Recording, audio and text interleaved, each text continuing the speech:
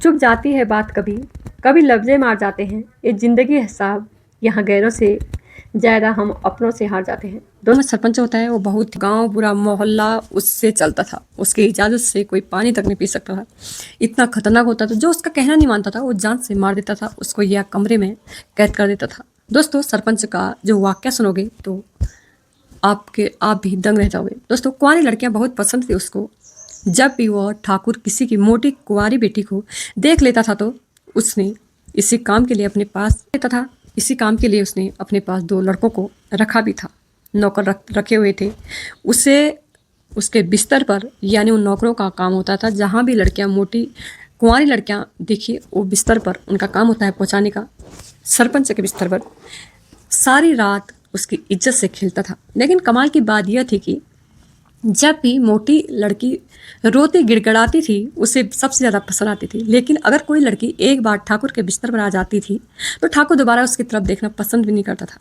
सिर्फ एक बार ही यूज करता था, उससे संबंध बनाता था, रात भर उसको संबंध बनाता था नवी लवेली लड़की के साथ, बिल्कुल एक बिना यूज किए हुई लड़की के साथ, बिल्कुल कुंवारी लड़की के साथ संबंध बनाया करता था और नहीं उठता था जब तक उसके साथ संबंध न बनाया हो। उसे सिर्फ वो लड़कियां पसंद थी जो बिल्कुल कुंवारी होती थी। भरे हुए जिस्म की मोटी लड़कियां को देखकर तो वो पागल हो जाता था और इतना वो उसके बिस्तर पर ना पहुंच जाए जब तक उसको चैन कहाँ बैठता। दोस्तों ठाकुर अब तक पता नहीं गांव की कितनी औरतों के साथ, लड़कियों के साथ एक काम संबंध बना चुका था। इन भरे हुए औरतें उसको बहुत पसंद आता था और सिर्फ वो लड़कियां पसंद थी जो बिल्कुल कुंवारी होती थी। भरे हुए जिस्म की मोटी लड़कियों को देखकर वो पागल हो जाता था और इतना वो उसके बिस्तर पर ना पहुंचे जब तक वो चैन कहाँ बैठता था। ठाकुर अब तक पता नहीं गांव में कितनी औरतों के साथ यह काम कर चुका था। दोस्तों इन भरे हुए जिस्म वाली मोटी लड़कियों की इज्जत बर्बाद कर चुका था। इस ठाकुर से बड़ी कमजोरी थी कि मोटी लड़कियों के साथ और भरे जिस्म वाली लड़कियों के साथ बिस्तर पर खेलता था। हर बार ठाकुर के बिस्तर पर एक नई मोटी लड़की होती थी। ठाकुर उसके साथ तमाम रात हर तरीके से अपने दिल की हसरत पूरी करता था। इतना परेशान करता था, रात भर एक पल भी सोने नहीं देता था। पूरी रात सबसे हैरान करने वाली बात यह थी कि इस काम के लिए ठाकुर ने 2 काबिले नौकर रखे थे। होता है राकेश और सरवन रखे थे और ठाकुर ने नौकर पूरे गांव में घूमते हैं और ठाकुर के नौकर जब पूरे गांव में घूमते हैं तो मोटी जिस्म वाली लड़कियों को ढूंढ कर लाते थे ठाकुर के लिए। ठाकुर नौकर कुछ इस तरह करते थे कि जब उन्हें जाती थी तो ठाकुर के लायक होती, यानी कि मोटी भरे जिस्म वाली होती, और नौकर उसको पहले तो माल और दौलत का लालच देते थे, फिर ठाकुर के साथ एक रात गुजारने के लिए राजी करते थे। अगर कोई लड़की इनकार कर देती ठाकुर के साथ रात गुजारने के लिए तो वह जबरदस्ती उठाकर ठाकुर के कमरे में ले जाते थे, क्योंकि कितना भी मना करे मारते थे, पीटते थे, कहते थे आसानी से चले जाओ नहीं तो हम जबरदस्ती उठा के ले जाएंगे, तो ठाकुर के सामने हाजिर कर देते थे। दोस्तों उन लड़कियों को ज़बरदस्ती तैयार करती थी वो जो एक नौकरानी होती है, वो रोती है, गिड़गिड़ाती थी लड़कियां, वो सारे कनीज से श्रृंगार करते थे। ठाकुर के सामने दुल्हन बन के पेश कर देते थे।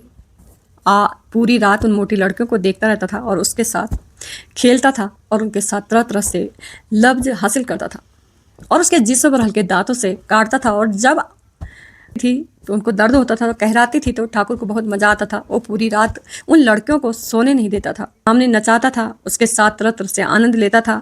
और दोस्तों जैसे ही सुबह होती है उस नौकरों को वहाँ कमरे के बाहर छोड़ देते थे, उन लड़कियों को नौकर कमरे के बाहर छोड़ देते थे और हवेली के बाहर ले जाकर छोड़ देते थे और उन्हें उनके घर तक पहुँचा दिया जाता था। किसी भी लड़की के माँ बाप की हिम्मत नहीं थी कि ठाकुर के सामने कुछ बोले।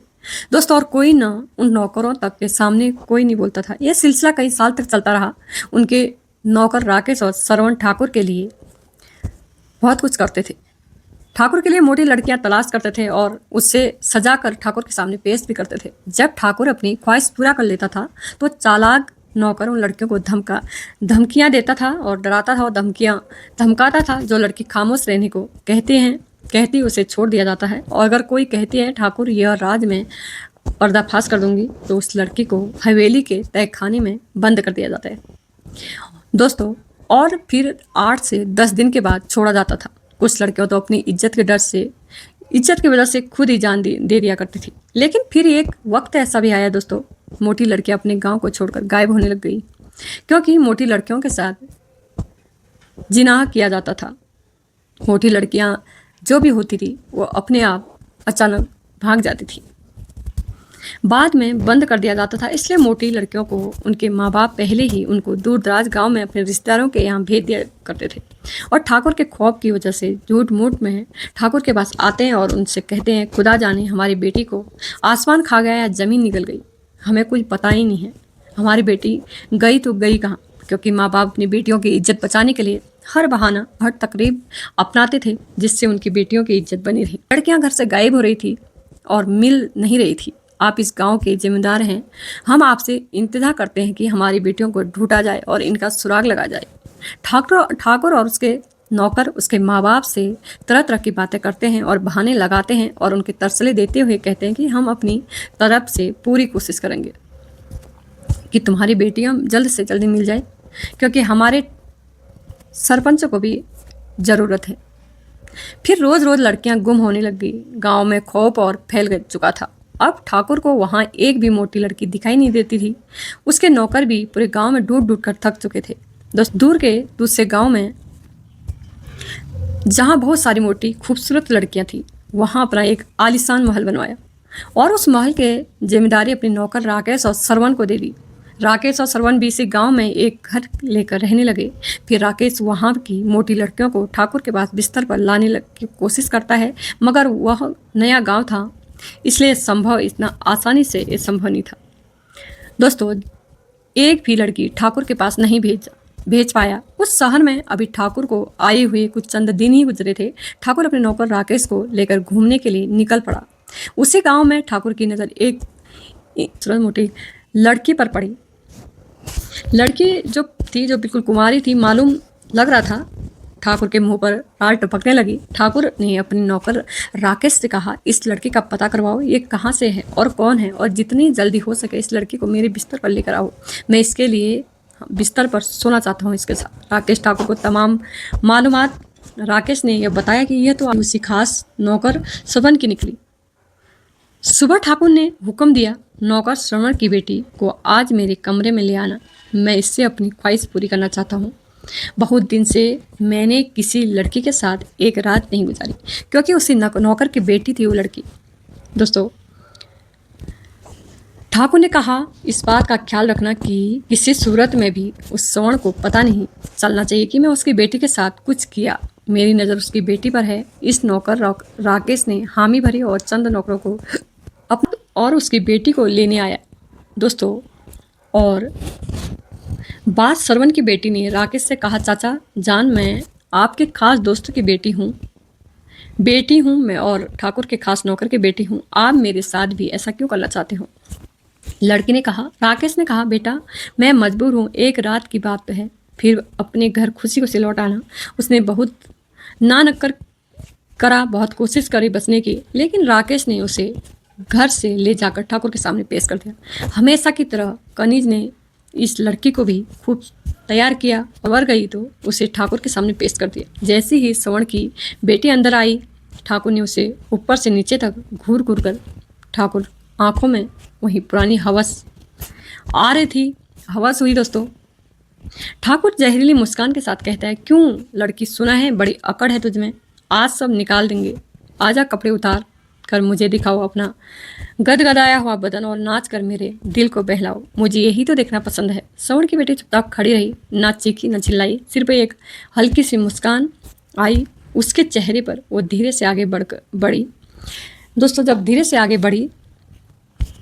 बढ़ के पास बैठ गई ठाकुर के, उसके तरफ बढ़ा, लेकिन तभी लड़की ने बड़े प्यार से उसका हाथ पकड़ लिया। मजबूती से नहीं, नरमी से नहीं, उसने उसके आंखों में देखा। लड़की धीरे से बोली, ठाकुर साहब, आप हर रात जीते जाते हो, लेकिन आज मैं आपको हराना चाहती हूँ। मैं चाहती हूँ आप जीतो, मगर अपनी मर्दानगी से। ठाकुर खुश हो गया। उसे लग रहा था कि लड़की हर तरीके से तैयार है। श्रवण की बेटी ठाकुर के हाथों को अपने हाथों में लेकर थपथपाया। और आपको लड़कियां के कपड़े उतारना बहुत पसंद है, लेकिन क्या आपने कभी ऐसा भी सोचा कि कोई लड़की होकर आपके सामने अपनी मर्जी से अपने कपड़े उतारे? ऐसा ठाकुर साहब आपने कभी नहीं सोचा। ऐसा जब वो लड़की कहती है तो उसको थोड़ी देर शांत रह जाता है। उसने सोचा आज तक लड़की ने किसी ने ऐसा सवाल नहीं पूछा, आज ये लड़की ऐसा क्यों पूछ रही है। क्योंकि आपको तो जिस्म से खेलने की आदत है और जिस्म में से खेलने वाला हैवान होता है। असली मर्द और औरत के दिल से खेलता है। ठाकुर थोड़ा गुस्से में बोला, तू मुझे लेक्चर दे रही है। लड़की बड़े प्यार के साथ आहिस्ता से बोली, नहीं ठाकुर साहब, मैं तो आपकी मर्दानगी देखना चाहती हूँ कि आप मर्द हो या नहीं। क्योंकि मर्द वही होता है जो औरत का दिल जीते। शरीर तो मिट्टी है। ठाकुर ने पूछा, दिल कैसे जीतते हैं, तू सिखाएगी। के बालों में हाथ फेरते हुए बोली, औरत का दिल जीता जाता है प्यार से, सब्र से। औरत को सुना जाए, समझा जाए। औरत को पाने से पहले उसे महसूस किया जाए। जब वो खुद कहे कि मैं तुम्हारी हूँ और तुम्हारे लिए तैयार हूँ, बस वही असली जीत है। और जीत होती है तुम कोई भी तरीका से अपनाओ, मगर मैं खुश होकर हंस कर यह कह दूँ कि मैं तुम्हारी हूँ और मैं तुम्हारे साथ सब कुछ करने के लिए तैयार हूँ। तो समझो जीत गई और तुम असली मर्द हो। और अगर तुमने मेरे साथ जबरदस्ती की और सब कुछ कर दिया लेकिन मैं खुश ना हुई, तो समझो तुम ना मर्द हो, कायर हो। तो ऐसी बातों में उसने उलझा दिया डरपोक को। ठाकुर साहब खामोश से उसकी तरफ देखने लगे। ठाकुर जब खामोश से उसकी तरफ देखने लगा, फिर उसे उसके पास बैठी और उसके सीने पर हाथ रखा, जैसे कोई माँ अपने गुस्सेल बेटे को समझाती है। श्रवण की बेटी धीरे से बोली, ठाकुर साहब, आज मैं नाच कर अपनी जवानी सौंपने आई हूँ, लेकिन किसी मर्द को नामर्द को नहीं। ठाकुर की आंखें नम हो गई। श्रवण की बेटी ने कहा, ठाकुर साहब, किसी की मजबूरी पर हक नहीं जताया जाता, उस पर हाथ रखकर उसे अपनाया जाता है। श्रवण की बेटी ने कोई कपड़ा नहीं उतारा, नाची भी नहीं। अपनी बातों से, अपने प्यार से, अपनी साझेदारी से एक वैसी मर्द के अंदर इंसान को जगा दिया। ठाकुर ने श्रवण की बेटी से कहा, मेरी, क्योंकि उसने उसको अंदर से उसकी हवस को मार दिया अपनी बातों से। उसने कहा, मर्दानगी के बारे में मेरे नौकर राकेश से कुछ मत कहना, जाओ तुम चली जाओ। अगले दिन ठाकुर नौकर राकेश ने लड़की से कहा, अब तुम्हें कैद में डाला जाएगा। श्रवण की बेटी ने कहा, चाचा, कैद में क्यों? ताकि तू श्रवण के सामने मेरा और ठाकुर का यह बर्ताव बता ना सके और बताने दे। श्रवण की बेटी ने बड़ी चालाकी से उत्तर दिया, कहा, चाचा जान, अब तो जो होना था हो चुका है। अब मैं बताकर ही किसी को क्या करूँगी, खुद अपनी ही बेइज्जती होगी। अगर कोई और खिदमत हो तो वह पूरी करूँ। राकेश ने मुस्कुराते हुए कहा, तू बड़ी समझदार लड़की है और उसको खुशी खुशी उसके घर भेज दिया जाए। लेकिन एक दिलचस्प मोड़ आया दोस्तों। श्रवण की बेटी ने श्रवण को सब कुछ बता दिया और उसके दोस्त राकेश के गद्दारी के बारे में सब कुछ बता दिया। वह श्रवण के दिल ही दिल में राकेश से बदला लेने की सोचने लगा।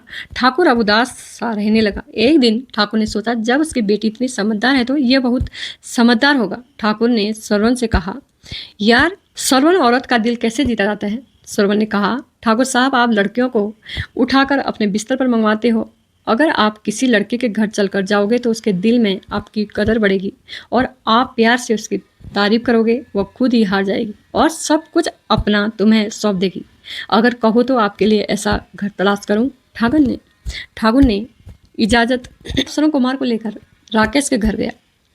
ठाकुर को राकेश की बीवी दिखाई दी, जो एक बहुत खूबसूरत, इंतहा गदगदाई वतन की औरत थी। ठाकुर ने पूछा, यह हसीना कौन है? श्रवण बोला, ठाकुर साहब, ये राकेश आपका नौकर है, उसकी बीवी आपके लिए परफेक्ट है। और यह राकेश आज तक अपनी बीवी के पास नहीं सोया। दोस्तों, क्योंकि श्रवण की बहन को वो ले गया था, इसकी बीवी बिल्कुल कुंवारी है। श्रवण ने झूठ बोलकर ठाकुर को बेगड़ाया और ठाकुर ने राकेश को अपने पुराने महल में अपनी जमीन से उगे हुए अनाज का हिसाब एक पर्चे में लिखकर गांव पहुंचने के लिए भेज दिया। वो पूरे दिन का सफर था। अगले दिन राकेश को वापस आना था। राकेश ने हिसाब का पर्चा लिया और अपने गांव के साइड निकल गया अपने काम से और चला गया। अगले दिन सुबह अपनी बीवी से मिलकर अपने खच्चर पर बैठकर रवाना हो गया। ठाकुर के लिए तो जब ठाकुर को यकीन हो गया कि राकेश अनाज वसूलने पर निकल गया है, तो ठाकुर ने पैरों में चप्पल पहनी और महल से निकलकर टहलते टहलते राकेश के घर पहुंच गए। दोस्तों, फिर राकेश के घर पहुंच गए क्योंकि श्रवण ने अपनी बहन का बदला जो लेना था, बिना इजाजत के घर के अंदर दाखिल हो गया। राकेश की बीवी ना धोकर धूप में बैठकर अपने बाल सुखा रही थी। ठाकुर को अचानक देखकर वह हैरान रह गई, लेकिन ठाकुर का स्वागत किया और बोली, आओ ठाकुर साहब, और पूछने लगी कि हजूर, आज हम गरीब के घर कैसे शरीफ ले आए? ठाकुर ने कहा, मैं टहलता टहलता इधर को आ निकला। अपने पति के बिना अकेली होगी, तुम्हारी खैरियत मालूम कर लूं और किसी चीज़ की ज़रूरत हो तो पूरी कर दूं, क्योंकि ये ख्याल रखना भी मेरी जिम्मेदारी है। आखिर तुम हमारे खास आदमी राकेश की बीवी जो हो। राकेश की बीवी ने ठाकुर की खूब खातिरदारी की। ठाकुर अब मतलब की बात पर आ गया। उसके हुस्न की तारीफें करने शुरू कर दी और कहने लगा कि तुम बहुत खूबसूरत हो, तुम जैसी हसीन औरत मैंने ज़िंदगी में नहीं देखी। ठाकुर ने राकेश की बीवी की तरफ देखा और धीमी आवाज़ में बोला, तुम्हें देखता हूँ तो यकीन नहीं होता कि कोई औरत इतनी सुंदर और नसीब और इतनी दिलकश भी हो सकती है। तुम्हारे चेहरे की मासूमियत खूब झलकती है। तुम इतनी सुंदर अप्सरा हुआ आज मैंने पहली बार देखा। तुम्हारी आंखों की गहराई जैसे कोई शांत सी झील हो और इसमें डूब जाने को जी चाहता है। वो थोड़ा करीब आया और फिर ठहर कर बोला, तुम्हारी हंसी जैसे किसी बागिया में पहली बार फूल खिला हो और तुम्हारे बाल जब हवा में उड़ते हैं तो ऐसा लगता है कि जैसे रेशमी शाम मेरे सामने बह रही हो। ठाकुर ऐसी बातें करते करते आगे बढ़ते गया और आवाज़ अब धीमी हो गई, जैसे लफ्ज कोई फुसफुसाता हुआ। जादू मैंने बड़े शहर देखे हैं, रियासतों की रानियां देखी है, लेकिन तुम्हारे जैसी कशिश तुम जैसी नहीं देखी। कुदरती खूबसूरत कभी किसी में नहीं देखी। पहरावा है और हरकत में क्या तहजीज है। तुम राकेश की बीवी जरूर हो, लेकिन तुम मुझसे किसी शहजादी से कम नहीं हो। राकेश की बीवी बहुत समझदार और होशियार औरत थी। उसे पहले ही ठाकुर की नीयत पर शक हो गया था। ठाकुर ने जानबूझकर मेरे पति को इतनी दूसरे इलाके में भेज दिया दोस्तों, क्योंकि उसको पता चल गया, ताकि वो उसकी गैर मौजूदगी में वो उसके घर जा पहुँचे, मुझे अपने जाल में फंसाकर। आप तो शेर हो, शेर जंगल का बादशाह होता है।